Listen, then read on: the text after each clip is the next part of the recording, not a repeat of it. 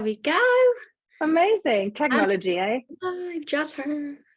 Just So thank you, Ella, very, very much for joining us on this live, talking about body acceptance, and we're talking about how we find it through exercise and through food. So last time I did a live, I actually didn't introduce myself. So I always forget to do that. So I'm Kim, and I am the founder of Body Image Fitness, and then this is Ella, and I'll let Ella introduce herself. Hello, I'm Ella. I'm a nutritionist and intuitive eating counselor, and I'm really excited to be working with Kim, and I'm running a course for her. Yay! Yay! So as part of Body Image Fitness, I teach a lot of the classes. Like tonight, for example, we've got a fat positive stretch and meditation, which I'm so looking forward to. The first one, just to ease ourselves into 2023. I do burlesque cardio as well, if you want something a bit sassy, and strength training. We've got lots of other amazing movement classes. And then, as Ella said, she does the intuitive eating course, which is starting on Thursday, which has come around so quickly. It has. So I'm just going to jump straight into it. With how do we find body acceptance through food? Go. Tell us the secret. Big questions. How long have you got? Yeah, no. I would say it was that easy. Oh dear. I mean, you're as much of an expert as me in this body acceptance world. So I just sort of go into what you just asked about, sort of the food angle. So intuitive eating is a framework of 10 different principles. So it's not just about, eating when you're hungry and finishing when you're full. It includes other things and other aspects as well, like movement and like respecting your body. And sometimes that's where my clients get the most stuck. They understand all of the food principles and they find that reasonably easy. I'm just going to say easy to sort of integrate into their lives. But when it comes to how they feel about their bodies, that's when it can become a little bit challenging and it can be quite tricky. So I always go into it from the angle of, you don't ever have to love your body. No one expects you to love every inch of your body. If you can, you go, but it's very difficult for a lot of people. So I sort of go into it from the angle of, if you use food to care for yourself, that's an act of kindness towards yourself, and that's an act of self-care. And when you start practicing those kind of things by looking after yourself, by making sure you get enough sleep, by making sure that you're adequately nourished, in that sense, you build this relationship with your body again, that then can lead to accepting it for all it does for you and for respecting it for all it does for you. So sort of going at it from that angle, and that can be a completely new way of looking at it for a lot of people, because as you well know with your clients, a lot of people have just been bashing themselves and been super negative about their bodies for decades sometimes. So it can be a very new way of looking at it. But yeah, in terms of how do you sort of approach this from the food angle, I would say that as part of looking after yourself and caring for yourself, you want to make sure that you feed yourself regularly and nourish your body, and that in itself can then help with how you feel about your body. Yeah, absolutely. And it's sort of, we talk a lot about, and we spoke last time we went live about sort of rejecting the diet mentality and diet culture. And for me personally, a lot of my body acceptance has come from when I stopped dieting, which is completely ironic because that's the opposite of what you're promised and what you're told. Is like, if you diet, then you'll be thin and then you'll love your body and then that will be it. It's like, no, it gave me this massive disconnect because I wasn't listening to what my body needed. I was just following all these rules, and there was that massive disconnection between what, you know, my body and you know how I'm supposed to feel, and it's I think it's a huge question, and I realize that. I'm sorry to put you on the spot to say start off with that big question, and it, oh my goodness, if it was that easy to answer it in one sentence for everybody, then we would be very famous, I think. Yep, wouldn't we just? But it's sort of you know, opening yourself up for that compassion as well. Again, we've spoken about that as to, okay, why do I not like my body? Where's this come from?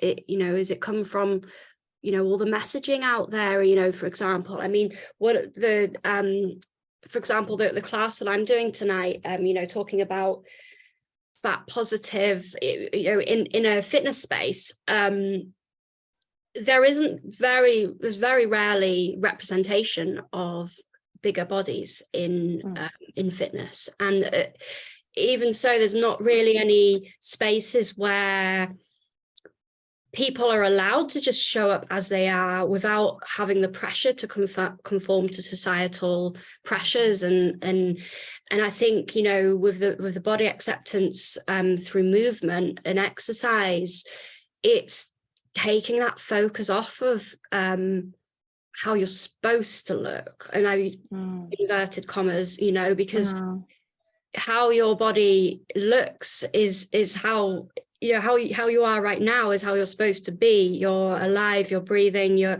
you know, and I think that diet culture takes away a lot of that, you know, the small things, and it's focusing on trying to find instructors as well that are going to make you feel good about your body, no matter what size, no matter what it can do, to know that movement is a privilege, movement is a celebration, and it doesn't need to come with stress and pressure. And, you know, and I think that sort of aligns quite heavily with food, and I know exercise and food, they do align very, you know, a lot. In a lot of spaces they shouldn't really, you know, you get personal trainers giving out meal plans when they've not really had that much training, but yeah. Yeah, you're right. I mean, it is very much sort of entangled for a lot of people who would never choose to exercise the way that they do if it wasn't for the wish to lose weight or to tone up, or whatever their sort of appearance-based focus is. And I think that's really important, and that's a really important step to disentangle those two and to see movement for its benefits on its own, rather than for, oh, if I just exercise enough, I will lose X pounds. You know, those kind of ideas, they just never work, and it often backfires. And what happens then when it backfires, and it's the same with food, is that you then don't trust your body because it's not doing what you set out and what was sold to you. You set out to lose weight, it didn't work, and then you blame your body for it. So that's kind of going the opposite way of body acceptance, because you think, oh, there's something wrong with my body's not doing what it's supposed to do. Whereas if you really look at the research and the evidence behind it, is your body's doing exactly what it bloody is supposed to do. It's keeping you safe. It just doesn't, all the dieting or the exercise plans and all of that just doesn't work for the majority of people long term. And I think that's a massive piece of the puzzle, to understand that if you are looking to accept your body for your here and now body for what it is. Yeah, absolutely. And it's trying to tune in to, how am I feeling? How am I actually feeling today? And I was at the gym earlier. I'd gone for a nice swim, and there was a lady in the changing rooms, and she was really proud of herself and really happy. She said, I've just done my first couch to 5K. And she said, I had to break it up and do it in 2 parts, but I still did it. And I was about to say, oh, well done. And you know, and just say, you know, give her that praise. And this woman said, oh, you know, running is the best way for me to keep weight off. And it's like, why does it have to be? And this woman was slightly larger than the other woman that said that. And that's just going to make her feel like crap, because now she's going to be thinking, she's not going to be thinking, I've done my first couch to 5K, which is an amazing thing to do. She's going to be thinking, I need to lose, you know, focusing on how our body looks rather than how it feels. And this is, and I'm sure the other lady didn't mean anything, you know, horrible. She was probably trying to help and be, you know, supportive and but you know, that's just how our culture is. But and so therefore it is quite difficult sometimes to tune into how your body feels, as opposed to, you know, how it looks, especially, as I say, when it comes to movement. But it's surrounding yourself with people and instructors that are going to lift you up and support you, and not going to pressure you to do something that you're not comfortable with, and B, to look a certain way. Hence why we have body image fitness. Yay! But it is a process, and it doesn't, you know, body acceptance doesn't just come overnight and then you get it and then you're accepting of your body forever. Like, no. It's not how it works. It's not linear. And you know, people have hormones, people have different times of the month, people have, you know, events like Christmas and New Year, and, you know, and think life happens, and it's being okay with that, and being kind to yourself, and knowing that you're not failing. And it's like we said last time, and we've said a few times, with like when it comes to intuitive eating and intuitive movement, you can't fail at it. Wow. And it, you know, it's not about beating yourself up for not doing something. It's, you know, it's waking up and thinking, right, do I feel like moving my body today? Or I'll do a little bit, you know, and sometimes you might not feel like moving your body, but sometimes if you haven't moved it in a while, say, right, I'm going to do 5 minutes and see how I feel. And then 9 times out of 10, you'll probably want to do more. And if you don't, then that's fine. And, you know, it's learning every day, isn't it? From, okay, what did I do yesterday? And what can I do today that's going to help me be kinder to myself? Yeah, absolutely. And I think also to kind of be a bit realistic about the fact that body acceptance doesn't mean that you're okay with everything all the time, that you go through stages. And I don't know if you probably know Brie Campos, but I don't know if anyone listening knows Brie Campos. She's got a brilliant podcast called the Body Grievers Club, and it's really important to understand that, you know, sometimes to get to this acceptance stage, you might have to grieve a little bit, and you need to go through those stages of grieving where you go through properly the process of it, like you bargain, or maybe one last diet, or maybe one last exercise regime that I'm going to try. You might just be really upset and depressed about it. You might just go into anger, and you're like, why me? Why does my body not do what I want? But gradually, when you work through these things, you get to this acceptance stage more and more. But it doesn't mean that you feel amazing about your body every day. And I think it's more about sort of separating the appearance from the functionality, sometimes just having that very pragmatic kind of split to say, well, look, I'm not that great about how I look today. You know, I wish my body looked different today. However, it's taken me down to the woods. I went for a lovely walk. It helped me cook a meal. It got me showered. It helped me hug someone. Those kind of things. Sometimes separating those two will help you feel the acceptance part a lot more, and the appreciation for it a lot more. Yeah, absolutely. We spoke about all the different sort of free resources there are out there, and there's so many books and so much information talking about, you know, like diet culture, and where, you know, where it all comes from, and learning about the, you know, the history, and you know, and looking into it, and it, you know, I've definitely gone through a lot of those stages that you've talked about, especially, I've mentioned so many times with anger, and I turn that anger into passion, and why I've created this business really is just kind of two fingers up to diet culture, because I don't think that anybody should ever have a lifetime of feeling like their body's not good enough, and it's become normal. It's not normative discontent, it's called. People, it's standard thing that people are just discontent with their bodies, and it just it shouldn't be something, in my view, that we accept, because that's no way to live.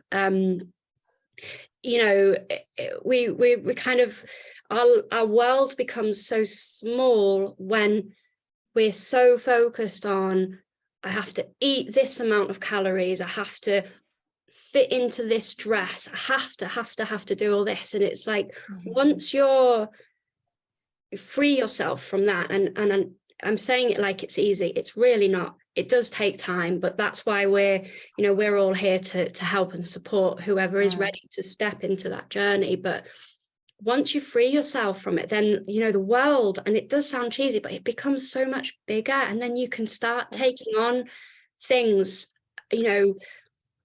like smashing the patriarchy, and stuff that actually really, really like matters to you individually. And the way that your body looks is the least interesting thing about you.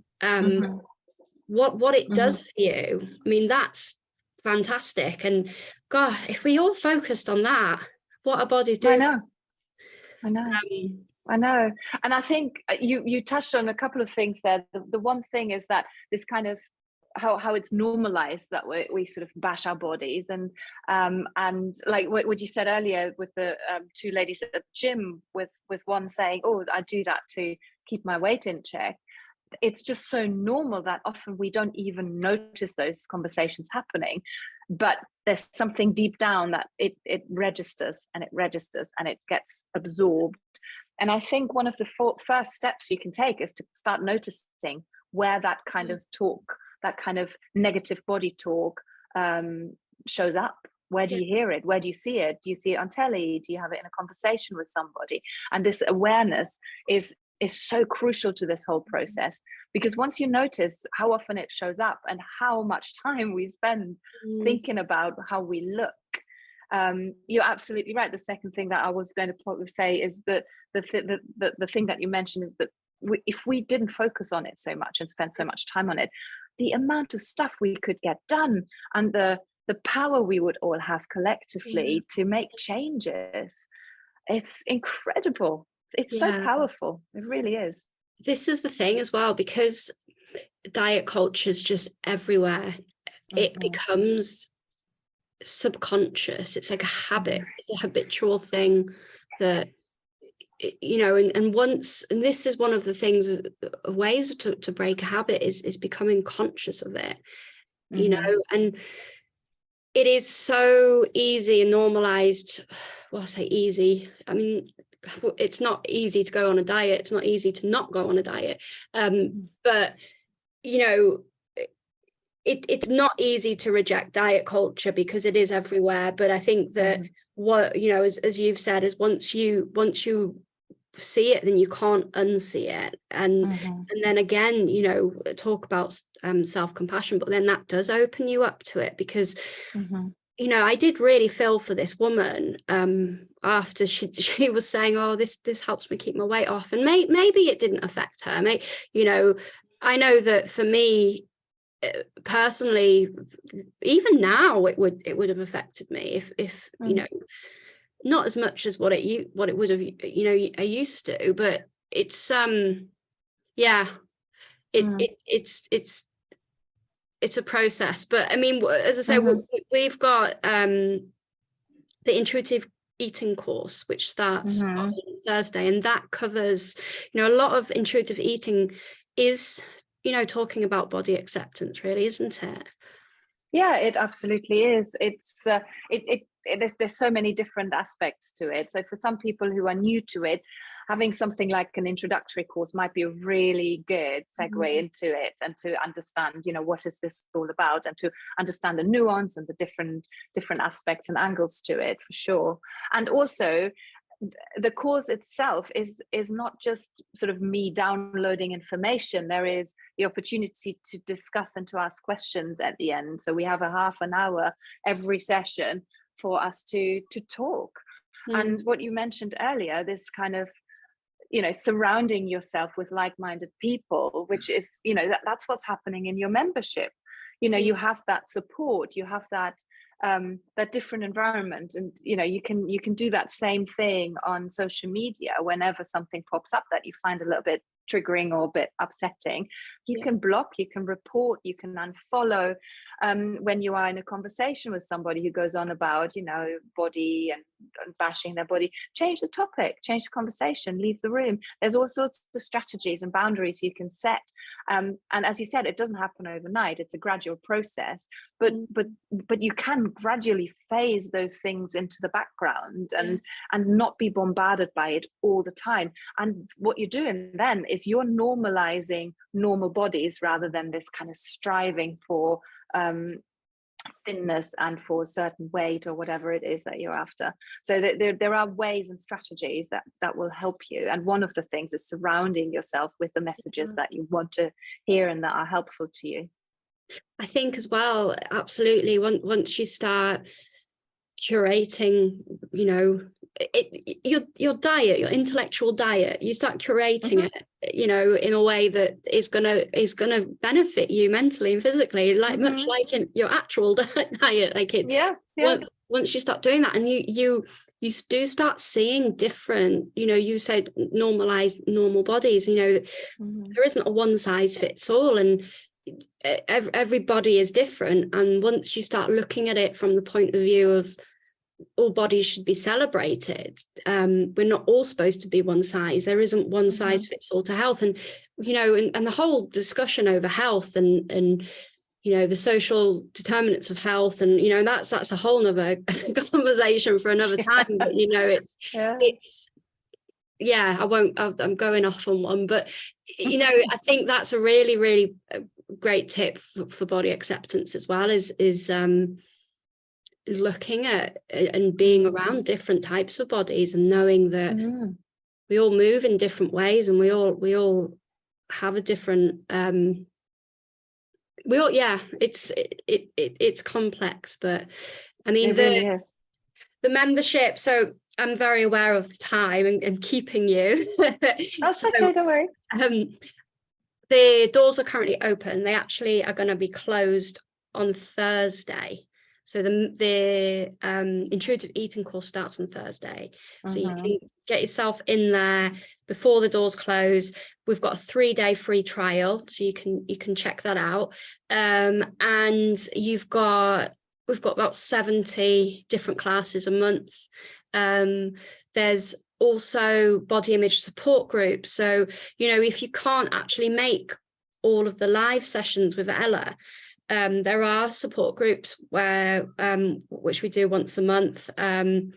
We also do virtual life drawing, which touches on what Ella was saying about, you know, normalizing normal bodies, because looking at bodies in the way of you know, in an artistic way, that's a really, really powerful thing to do, and a really it's incredible. It really is. And it really makes you appreciate how beautiful different bodies and different shapes can be, because when you really look at them, it really takes the focus away from that sort of social kind of picture that we've all got in our heads, and it's just the most beautiful thing. I love doing them.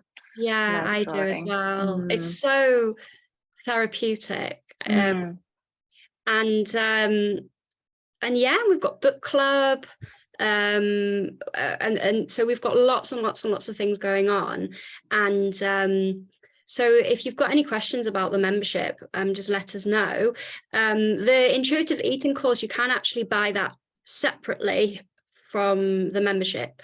However, between me and you and everyone else watching, the membership's a much better you know, option value for money, because yeah, it's just the way it is, because you get so much more. Even if you just got the membership and did the intuitive eating course, it's still going to be better. So it's still be, yeah, it's definitely better value, and you've got so many fantastic classes recorded as well. So if people worry that, you know, that I can't make this live, I've tried a few of them and they're fantastic. They're so much fun.